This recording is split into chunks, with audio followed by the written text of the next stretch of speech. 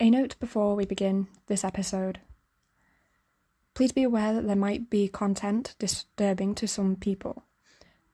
As usual, the warnings will be in the description below, and will be there for every future video. With that being said, let the tales of fate begin weaving. Dying embers light the pitiful room, their final flecks of heat barely radiating a few feet into the dull, decaying space. Dust weighs heavily in the corners of the room, wooden walls cracking and chipping as they beg for any form of upkeep the owners may offer. Instead, they're left to age. Scratches range from shallow to deep, stories whispering of each guest who left them there. One corner bears initials, worn as someone's tried sanding them away, only to fail as the impression remains behind the plant, pleading for a drop of water or an inch of sun. Most of their leaves are now browning as they shrivel and curl. The night outside weighs heavy on the flowers closing in the box resting outside the very window she climbed in through, the colours remaining muted, their vibrancy drained under the environment. Some of the leaves followed her in, a speck of dirt now staining the bed. Ah well. The job doesn't need to be flawless tonight. Her cloak fades into the corner's shadow, with a cold embrace aiding her silent weight, little more than a serpent waiting for its moment. Whoever is staying here doesn't plan to stay long. Bags already packed and thrown by the side of the door, with another waiting at the window. Both are the bare basics, already partially tipped out and ransacked, with the important papers fueling the struggling flicker. Part of the envelope still burns, the edges accepting the flames as the words inside remain silent. Beyond it, one of the spare shirts are hung over the end of the bed. A watch tossed carelessly over the top. It's only a cheap thing, and even Nix won't steal from a dead man. It wouldn't bring him much anyway. A letter penned by a woman, some nameless figure merely signing as their love, has been opened and left peeking out of his bag. It had been open already when she arrived. The bottom of the bag, away from the expected survival items, holds small pictures taken by the item's owner. One must be his parents, the other likely the woman who wrote to him, if anything. Sentiments have no place in the night's chill. She got bored an hour ago, and curiosity won. Besides, someone selling out Arden should at least be able to afford a better room if they had the common sense to demand a higher price. Not the one cramped by the fire and a bed. She can't judge, it would hardly be fair given her living conditions, but the dark room is hardly something people should have to pay for. Yeah, she has an old mattress on the ground. What of it? She's fine with it, and can't voice a complaint anyway, as its only cost is her work. Her food is covered by work too. In here, low ceilings weigh on their occupants, a lamp hanging in the middle of an even lower support beam, waiting to hit anyone who turns attention away from it for more than a second. The stone of the fire intrudes into half of the room, the pile of spare wood tumbling into one of the corners at the bed's end as it sits below the window. There isn't really anything more to occupy her attention with. Maybe the worn rug trodden by many over the years, with a few threads breaking free of their weave. It certainly wasn't built after the new codes came in a few years ago, let alone renovated in the last few lifetimes. The place boasts of history to support the new theory, with a pride ignoring the improvements it could afford to make. Nix doesn't care for this. I care. She doesn't even glance at half of the decorations being spoken about as her eyes are fixated on the door.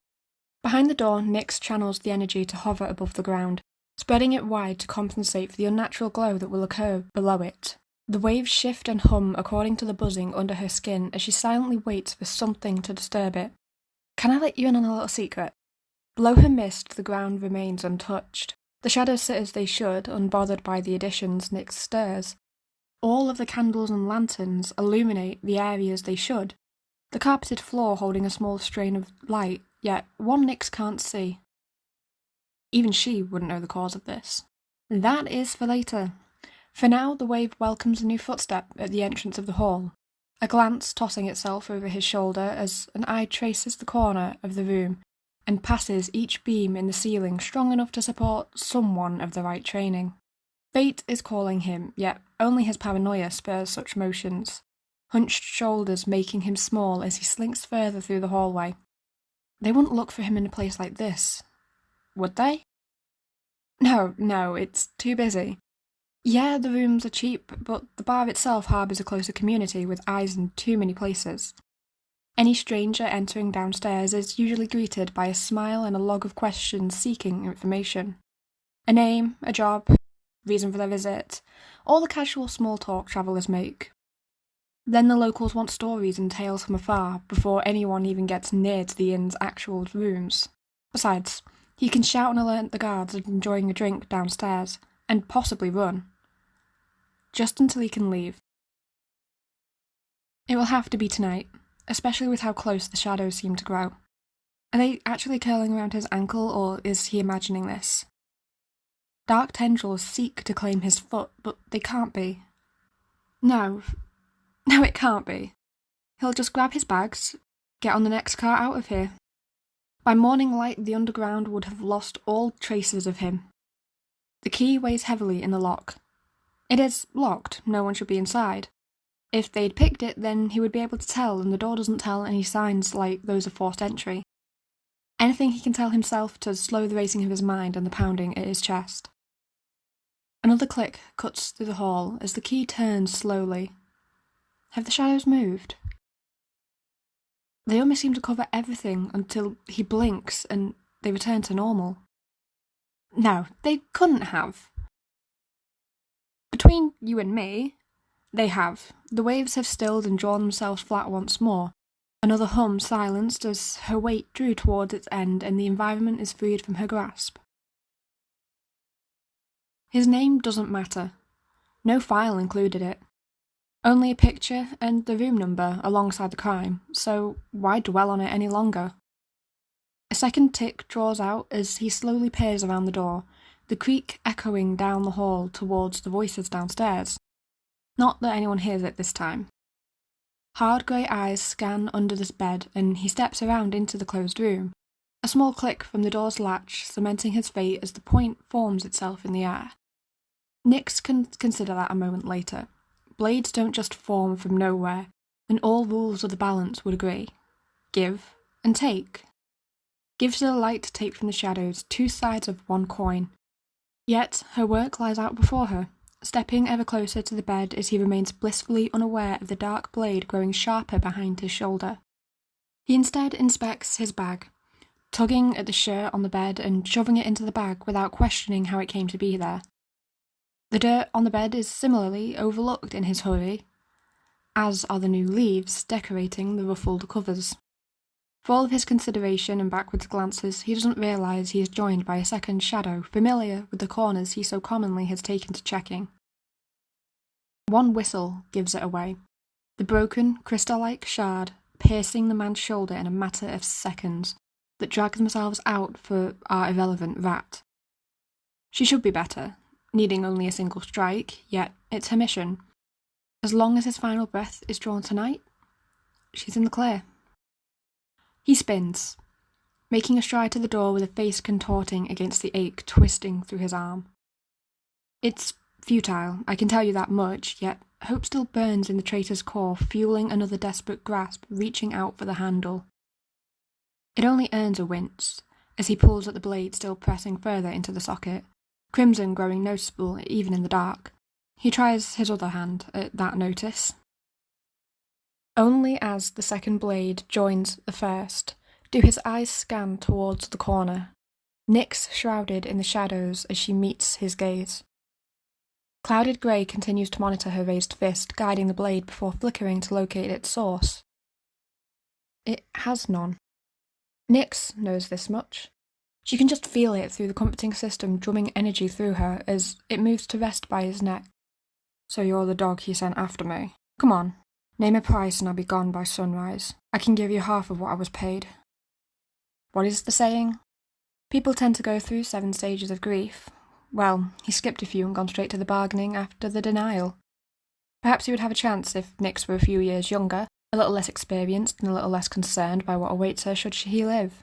She remains silent in the deed, simply twisting her hand until the blade applies further pressure. Ah, there's the anger. Words yelled at Nyx so commonly that she can tune them out effortlessly in moments like these. Usually the fight comes before the bargain, a pointless dance illustrating the benefits of stealth. Yet his face twists into itself as if he's bitten a particularly bitter lemon with his uninjured arm drawing a fist at his side. She can allow him these moments, these final words no one will ever know. By the time he runs out of breath, his hand is tightened to a fist and his eyes track the child before him, waiting and counting. That explains it. The fist stills in the night's draft, halting the air's usual motions, yet he hasn't pulled it from her lungs just yet. It merely settles a familiar burn at the top of her chest, her mind ticking to track her own breathing and lack thereof it, the breath held in her throat. Is he dumb? Her manipulators do this all the time, whether she's killing them or stealing from them. Just the other week, one of the guards in the town square thought this would inconvenience her enough to stop running, his pleading continuing to echo down the alleys that she would pass out soon enough or it would do further damage. But no, this rat doesn't seem to understand how Arden operates. Next time, take the money. Or... Really? Those are his final words? A crimson red drips down the shard, Nyx calmly sidestepping a new flow as the old carpet is caught in the crossfire as both blades vanish. He mustn't have realised how close a hold had become as he stepped into the motion without looking. Wide eyes stare aimlessly at the door, a hand pushing her further aside as another wildly reaches to stop the blood, pulling at the wound still aching in his shoulder. A step staggers, warmth running down his shoulder, sticking to his sides and soaking his shirt. Another stream drips into his collar, bleeding between his fingertips as his hands are stained by the sight. No pressure is enough. One more step, a further haze. It feels like minutes for the man, eyes searching desperately with any final ember of hope hidden deep in his gut. A plea echoing out to the killer simply leaning against the wall, waiting for all of this to pass. There is no out. Just as the whispers warned. This is it. Looks like the room will be renovated after all. I mean, the stain already seeps into the wood. A pool forming below the crumpling figure and running through the channels dipped between the boards. Eyes fog as the blood slows, his final expression now setting, locking itself into time under the matting, silver hair now growing dirty.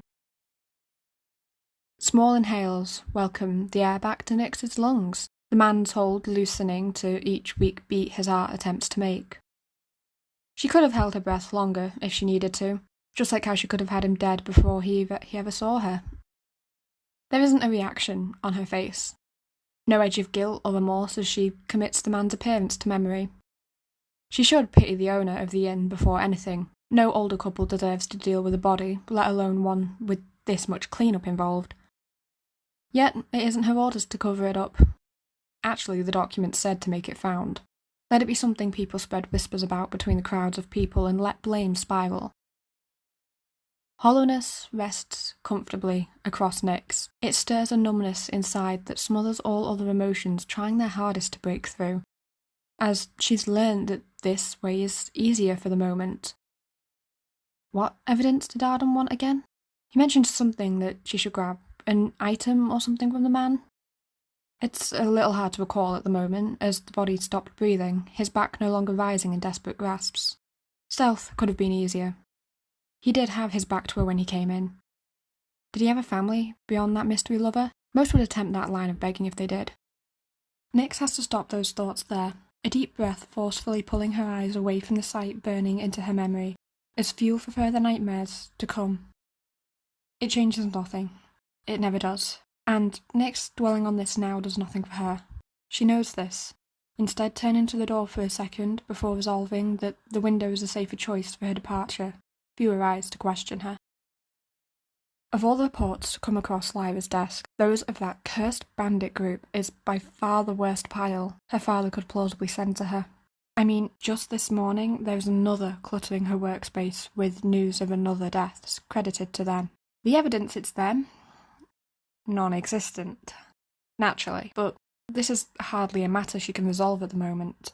She's already got the charm issue, corruption growing into a concern each day that slips through their grasp. And now, as the morning grows old, a man has been found dead in one of the capital's inns, and the bandits are simply easy to blame. It isn't as if they can catch the group anyway. Believe her, she's tried. Traps fell through. Eyes sent out became blinded. Not to mention how they keep making it away from guards all hours of the day. Breakfast? They're quite happy to slink into an alley, and most can't be tracked through them no matter how many times a guard unit makes an attempt. By the late morning, the crowds have gathered and they just fade into them after a short chase. The afternoon is rather more of the same. One moment the target is in front of them, and then they're gone, faded into a crowd or an alley with little more than a snarky wave. Come evening, they pass through the gate, never call or sneak out some other route they're yet to find. Only the newer figures are ever seen, becoming caught as they learn the tricks of the trade until some older shadow drags them away before any real justice can be pushed. The figures of the actual issue? Nothing. Like that rumour of a child Lyra's age often slinking around with no description beyond her height and cloak colour. Lyra won't lie or try to hide it. The report is practically tossed aside, finding a home on the other side of the desk as a new tray of sweets are left at the other, a kind, older woman smiling formally to her. The treat you requested, she offers, with the silver tray being placed gingerly at the end of the desk, carefully avoiding all of the documents. The cakes on offer are accented in light frosting, one cupcake covered in sprinkles. Thank you, Ren, you're a lifesaver. What's causing you that headache? The file is silently handed over to Ren, the woman perching on one of the office couches as she pulls her reading glasses from her apron's pocket. Would Lyra allow any of her other staff this privilege? Definitely not. Yet Ren has her own rules within the rules.